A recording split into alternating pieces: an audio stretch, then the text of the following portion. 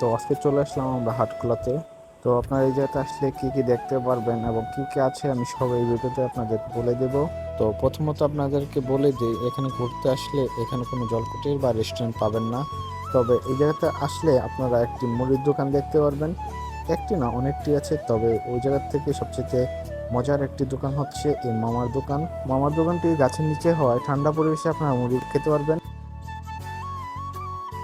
আমরা এই মামার দোকান থেকে একটি স্পেশাল মুড়ির অর্ডার দেই, যেখানে থাকছে 30 টাকা মুড়ির সাথে একটি আস্ত ডিম। তো এই যে হচ্ছে মুড়িটা, আপনারা আসলে এই মামার মুড়িটা খাবেন অবশ্যই। আমাদের কাছে পার্সোনালি অনেক ভালো লাগছে, যার কারণে আপনাদেরকে রিকমেন্ড করতেছি।